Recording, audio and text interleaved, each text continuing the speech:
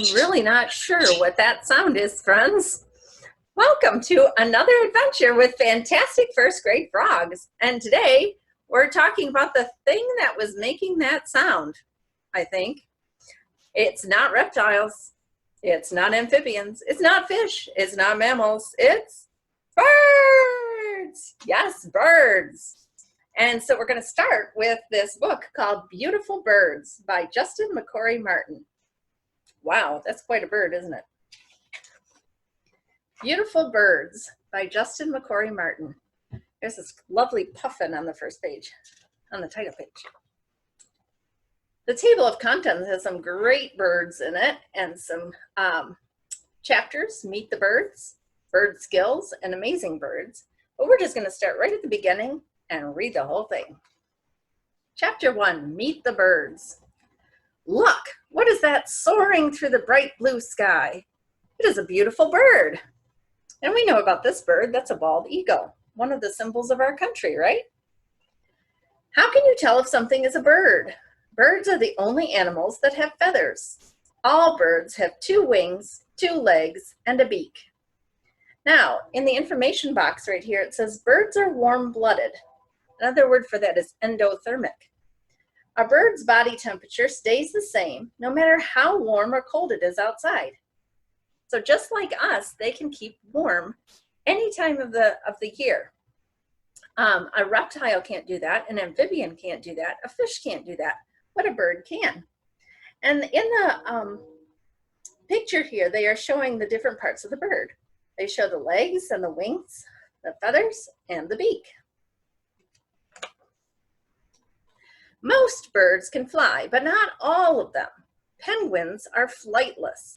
They use their wings as flippers to swim through the water. And this is a picture of a king penguin. The little caption right here says king penguin. Not all flying creatures are birds. Bats are mammals. They have hair, not feathers. But we'll talk about bats another time. There are about 10,000 different kinds of birds. They live all over the world. Birds come in every color you can possibly imagine. It says a peacock feather looks like this close up. So here's the peacock with beautiful feathers, and up close it looks like this. Chapter 2 is about bird skills. Birds have excellent eyesight. They use their eyes to spot food. Some eat plants, some eat fruit, some eat other creatures, including bugs, mice, and snakes. So right here it says an owl feasts on a snake, and we can see the little owl with a snake hanging out of its mouth. It's having some dinner. Birds make sounds to communicate with other birds. Parrots can even be trained to repeat words.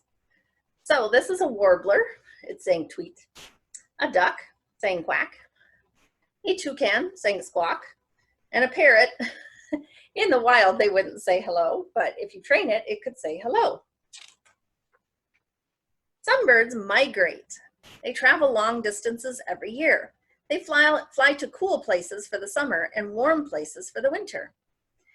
Right here it says migrating geese fly together in a V shape. And you can see them up here in a V shape, flying for the winter. Many birds build nests. Nests are a perfect place to lay eggs. They are also a perfect place to raise chicks. And right here it says, a mother robin feeds a grasshopper to her chicks. Up here it says, all birds lay eggs. And that's important to remember. So here's the little baby birds and their mom who is feeding them a grasshopper. Chapter 3, Amazing Birds. Want to meet some amazing birds? Marabou storks have wingspans of up to 13 feet. Wow, that is wider than a bus. So here's the stork, and its wingspan is from this side of its wing to that side of its wing. When it opens its wings up, it's 13 feet. So if it sat on top of your bus and opened its wings, they would go from one side of the bus to the other. Not as long as the bus is, but as wide as the bus is. That's pretty wide. Peregrine falcons are the fastest flyers. They can go 90 miles per hour. That is faster than a cheetah and way, way faster than the quickest person ever.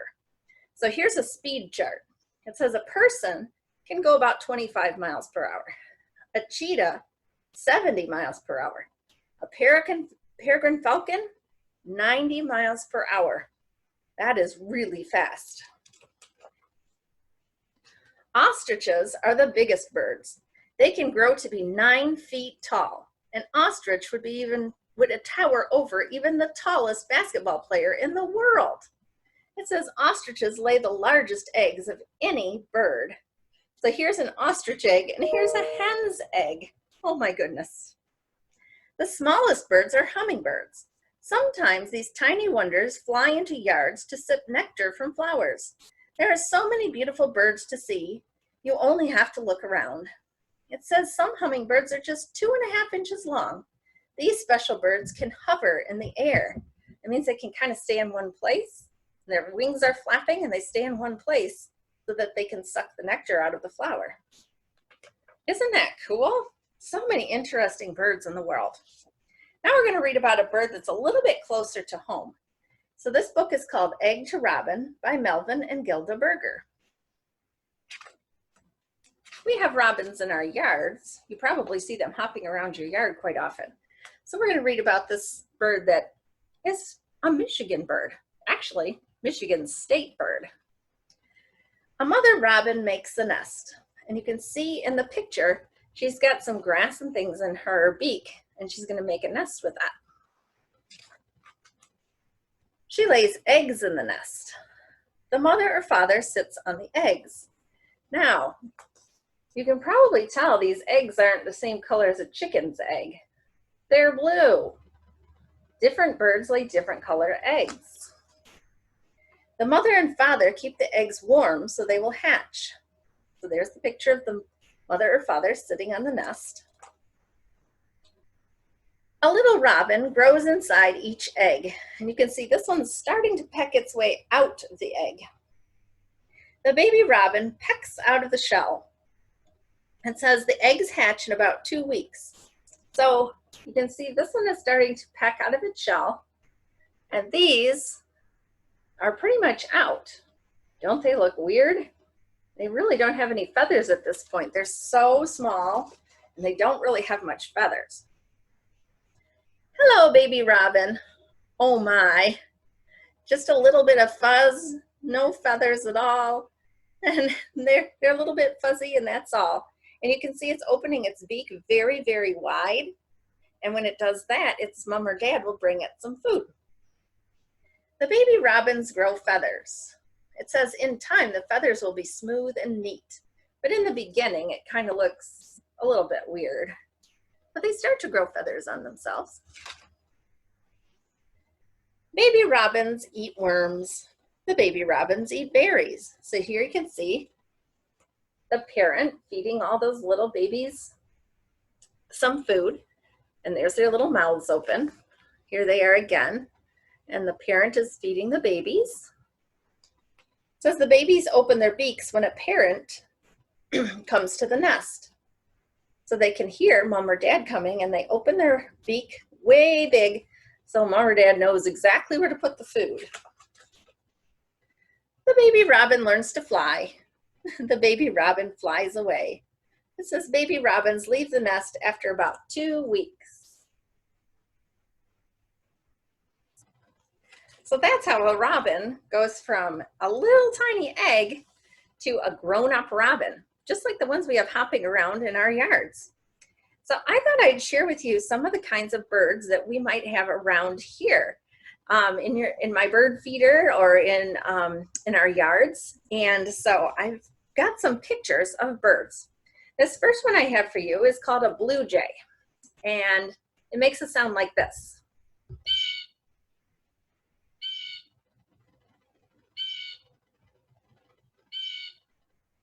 Have you heard a sound like that? Then you probably were hearing a blue jay. A blue jay is a pretty big bird, and it's quite blue, so you can really tell when they're coming. They might come to a bird feeder, but when they come, they usually scare away the littler birds because they're so big. The next bird is a very small bird, and it's called a chickadee. This is one of my favorites. It's very small, and it looks like this, and it makes a sound like this.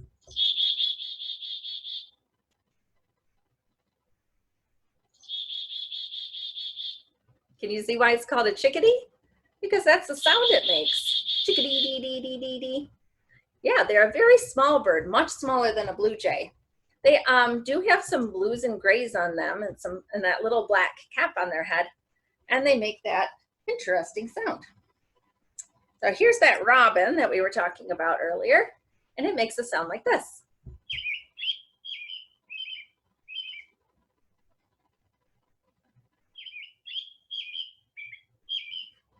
You've probably heard that sound in your backyard. Robins singing in the trees, or robins hopping around in the backyard looking for some worms. Hopefully not the worms that visited us for our worm experiments. But robins like to hop around in the backyard and find worms and bugs to eat.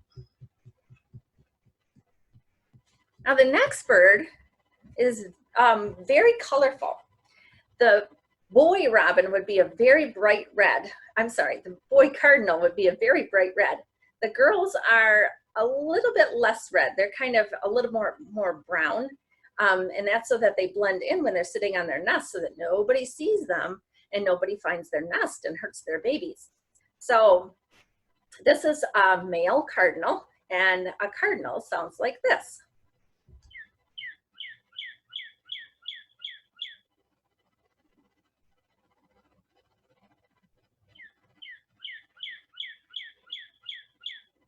So you might have had a cardinal visit your yard. I know I have a mom and dad cardinal that like to visit my bird feeder in the backyard, and they come together usually, and sometimes they even build a nest in the bush by my house.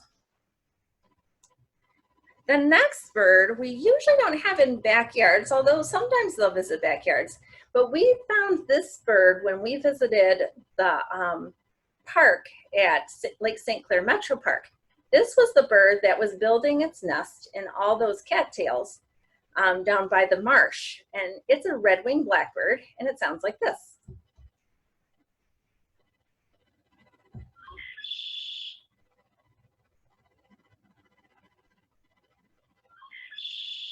Do you remember that sound from when we did that video? Now this is the male red-winged blackbird, and they are black with a little bit of red on their wing. The mom red-winged blackbirds are browner, and that's again so that they can blend in with the stalks of the cattails, and so no predators can find them when they're sitting on their nests. So they have to be a little bit different color. Okay, the next little bird has been visiting my bird feeder all winter, and I've been enjoying watching them. This is called a goldfinch. It sounds like this.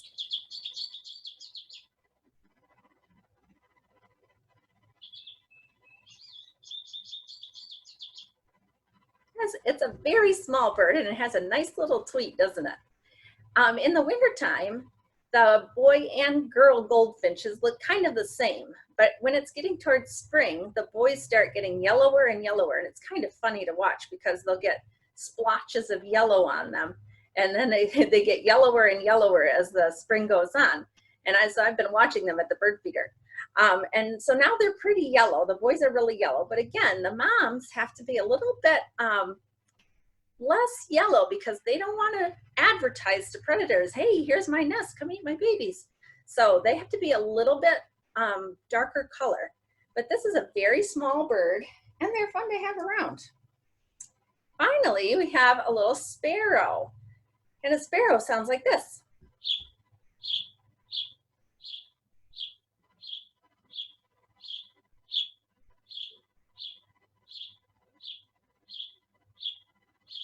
Sparrows are very common, and they come to the bird feeder a lot.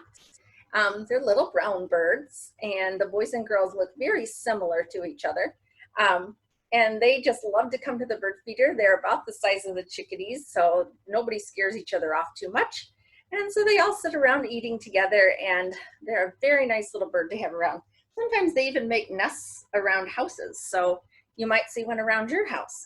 Now this last bird that I have, I do not have a sound for, but it is a bird that we have around here. And in the summertime, I will hang up a bird feeder for it, but it's a very special bird feeder. This is a hummingbird, a ruby-throated hummingbird, as a matter of fact. And it eats nectar, which is the sweet kind of juice that is in flowers. So the hummingbird doesn't need to come to the seed bird feeder. It doesn't eat seeds, it eats the sweet juice inside the flowers. So I have a special bird feeder for the hummingbird, and it'll come and just kind of hover. Hover just means kind of hang there in the air, and its wings are going like crazy and you can hardly see them.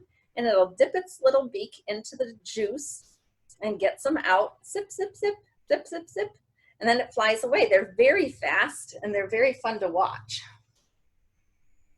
Now, I have a bird book here with some other bird friends in it. There's lots of different kinds of bird books, and they can help you identify birds. Sometimes there's ones for different states. So if you're in the state of Michigan, you might want a bird book for the state of Michigan. And then there's other ones that are just for birds that live by water, and there's ones just for birds that eat other animals. But this one happens to be just a songbird bird book.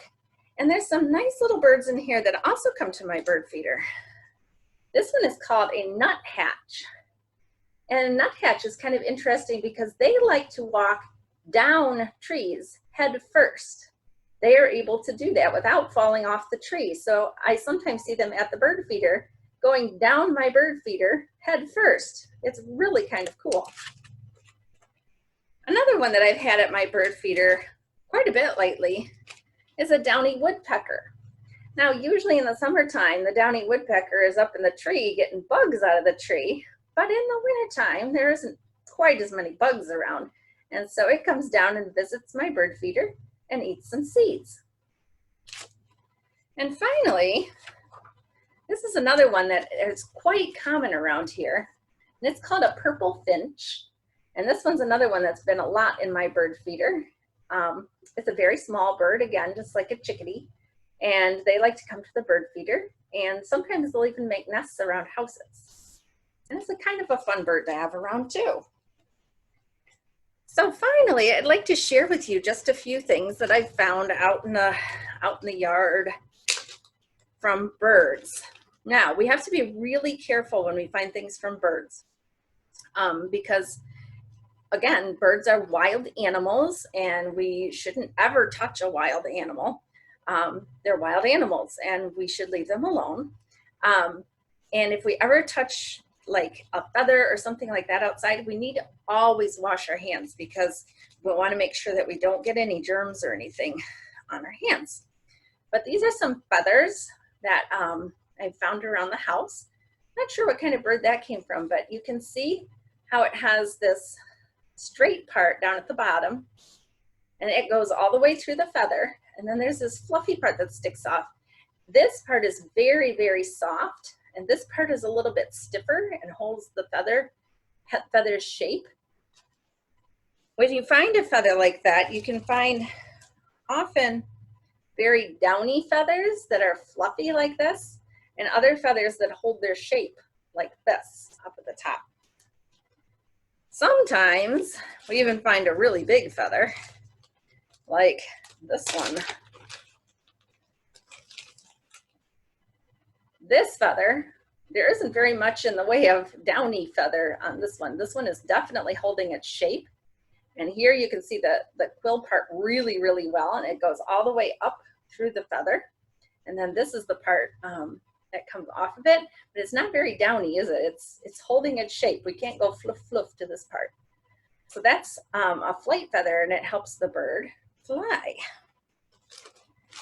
Lastly, I have just a leftover from last year. It fell out of the tree when the winds were blowing, so I kept it to show it to you. And it's an itty bitty little bird's nest, all woven together out of some grass and little bits of feathers and things like that. So this little bird wove a nest, and it was in the tree. But of course, when all the wind was blowing this spring, it blew the nest right out of the tree, and it landed on the ground. So I knew the bird didn't need it anymore. Usually when we find things like this, we want to leave them alone because we're not sure if the bird is done with them. But in this case, obviously the bird was done. It was right at the end of winter time, so birds don't really make a nest in the winter time. So I wanted to share that with you so you could see what a real bird's nest looked like. Birds are really fascinating, and right now they're doing a lot of spring things. They're building nests, they're starting to lay their eggs. Pretty soon there'll be baby birds out and about. So it's a fun time to watch birds. If you want to make a recycled bird feeder out of recycled materials, check out some of the websites that I have for you on our platform, so you can see how to make a nifty bird feeder just out of some stuff you might have lying around the house. And then you can watch the birds even more. And of course, we want to show empathy for the birds. We don't want to go running up to them and go, here, bird, bird, bird, bird, because that would scare them. So we just want to be very polite and watch them and see what they're up to. Watch them. Are they eating worms? Are they eating seeds? Are they going up a tree? Are they going down a tree? What are they doing? Be a bird watcher. It's fascinating. Well, that's all the time we have for birds today, friends. See you next time. Bye.